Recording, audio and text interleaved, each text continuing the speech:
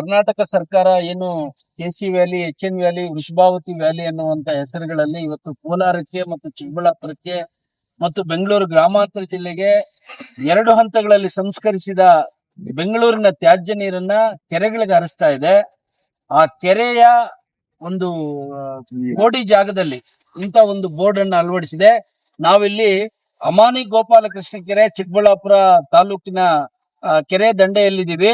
ಇಲ್ಲಿ ಕರ್ನಾಟಕ ಸರ್ಕಾರವೇ ಒಂದು ಫಲಕವನ್ನ ಇಲ್ಲಿ ಹಾಕಿದ್ದಾರೆ. ಸಣ್ಣ ನೀರಾವರಿ ಮತ್ತು ಅಂತರ್ಜಲ ಅಭಿವೃದ್ಧಿ ಇಲಾಖೆ. ಕೆರೆಯ ಹೆಸರು ಅಮಾನಿ ಗೋಪಾಲಕೃಷ್ಣ ಕೆರೆ. ಎಚ್.ಎನ್ ವ್ಯಾಲಿ ಯೋಜನೆಯ ದ್ವಿತೀಯ ಹಂತದಲ್ಲಿ ಸಂಸ್ಕರಿಸಿದ, ಅಂದ್ರೆ 2ನೇ ಹಂತದಲ್ಲಿ ಸಂಸ್ಕರಿಸಿದ ನೀರನ್ನು ಈ ಕೆರೆಗೆ ಅಂತರ್ಜಲ ಅಭಿವೃದ್ಧಿಗಾಗಿ ಹರಿಸಲಾಗಿದೆ. ಈ ನೀರನ್ನು ಕುಡಿಯುವುದಕ್ಕೆ ಅಥವಾ ವ್ಯವಸಾಯಕ್ಕೆ ಉಪಯೋಗಿಸಬಾರದು.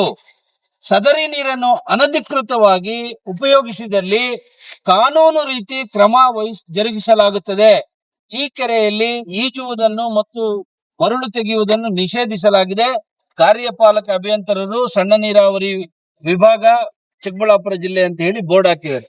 ಅಂದ್ರೆ ಯಾವುದೇ ಜನ ಈ ನೀರನ್ನ ತಮ್ಮ ಕೃಷಿಗೂ ಬಳಸಬಾರ್ದು, ಕುಡಿಲಿಕ್ಕೂ ಬಳಸಬಾರ್ದು. ಒಂದು ವೇಳೆ ಬಳಸಿದ್ರೆ ನಾವು ಕಾನೂನು ರೀತಿ ಕ್ರಮ ಕೈಗೊಳ್ತೀವಿ ಅನ್ನುವಂತ ಬೋರ್ಡ್ ಅನ್ನು ಹಾಕಿದ್ದಾರೆ. ಹಾಗಾದ್ರೆ ಇಂತಹ ಕೆರೆಗಳಲ್ಲೇನೆ ಅನೇಕ ಕೆರೆಗಳಲ್ಲಿ ಕುಡಿಯುವ ನೀರಿಗೆ ಉಪಯೋಗಿಸ್ತಕ್ಕಂಥ ಕೊಳವೆ ಬಾವಿಗಳನ್ನು ಕೊರೆಸಲಾಗಿದೆ. ಕೆರೆ ದಂಡೆಯಲ್ಲಿ ಕೊಳವೆ ಬಾವಿಗಳನ್ನು ಬಳಸಲಾಗ್ತದೆ. ಮತ್ತು ಈ ಕೆರೆ ಅಂಚಿನಲ್ಲಿ ಇರ್ತಕ್ಕಂಥ ಕೊಳವೆ ಬಾವಿಗಳು ಏನು ಅಂತರ್ಜಲವನ್ನ ಅಭಿವೃದ್ಧಿ ಮಾಡ್ಕೊಳ್ತವೆ, ಅಂತದ್ರಿಂದ ಅನೇಕ ರೀತಿಯಾದಂತಹ ಸೊಪ್ಪು, ತರಕಾರಿಗಳನ್ನ, ಹಣ್ಣುಗಳನ್ನ ಬೆಳೆಯುವಂಥದ್ದು, ಅದನ್ನ ನಾವು ತಿನ್ನುವಂಥದ್ದು ಮತ್ತು ನಗರ ಪ್ರದೇಶಗಳಿಗೆ ಮಾರುವಂಥದ್ದನ್ನ ಮಾಡ್ತಾರೆ. ಇದರಿಂದ ಏನು ಕೃಷಿ ಉತ್ಪನ್ನಗಳಾಗ್ತವೆ ಅವುಗಳೆಲ್ಲ ಅನೇಕ ರಾಸಾಯನಿಕ ಅಂಶಗಳು, ಯಾಕೆಂದ್ರೆ ಏನಿಲ್ಲಿ ಹೇಳಿದ್ದಾರೆ ಇದರಲ್ಲಿ ಅರೆಸಂಸ್ಕರಿತ ನೀರಿನಲ್ಲಿ ರಾಸಾಯನಿಕಗಳಿರ್ತವೆ, ನೀವು ಕುಡಿಬಾರ್ದು ಮತ್ತು ಕೃಷಿಗಳು ಉಪಯೋಗಿಸಬಾರ್ದು ಅಂತ ಹೇಳಿ ಅಂತ ನೀರಿನಲ್ಲಿ ಬೆಳೆದಂತ ಕೃಷಿ ಉತ್ಪನ್ನಗಳು ಖಂಡಿತ ಜನರಿಗೆ ಮಾರಣಾಂತಿಕವಾದಂತ ಕಾಯಿಲೆಗಳನ್ನ ತಂದುಕೊಡುವಂಥದ್ದು ಈಗಾಗಲೇ ಅನೇಕ ಸಂಶೋಧನಾ ವೈಜ್ಞಾನಿಕ ಸಂಸ್ಥೆಗಳು ಹೇಳ್ತಾ ಇರೋದ್ರಿಂದ ಇದ್ರ ಕಡೆಗೆ ನಾವು ನಮ್ಮ ಬರಪೀಡಿತ ಜಿಲ್ಲೆಗಳಾದಂತ ಕೋಲಾರದವರು, ಚಿಕ್ಕಬಳ್ಳಾಪುರದವರು ಮತ್ತು ಬಹಳ ವಿಶೇಷವಾಗಿ ವೃಷಭಾವತಿ ವ್ಯಾಲಿ ಇನ್ನಷ್ಟು ಅಪಾಯಕಾರಿ ನೀರನ್ನು ಹೊಂದಿದೆ. ಅಂತದನ್ನ ಉಪಯೋಗಿಸುವಂತ ಬೆಂಗಳೂರು ಗ್ರಾಮಾಂತರ ಜಿಲ್ಲೆಯವರು ಅತ್ಯಂತ ಹೆಚ್ಚು ಎಚ್ಚರಿಕೆಯನ್ನು ವಹಿಸಬೇಕು.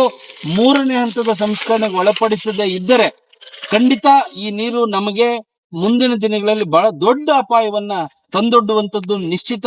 ಅದ್ರ ಕಡೆಗೆ ಸರ್ಕಾರಗಳನ್ನು ಒತ್ತಾಯ ಮಾಡುವ ಕಡೆಗೆ ನಾವೆಲ್ಲ ಒಗ್ಗಟ್ಟಾಗಿ ಸರ್ಕಾರಕ್ಕೆ ಒಂದು ಆಗ್ರಹವನ್ನು ಮಾಡಬೇಕಾಗಿದೆ.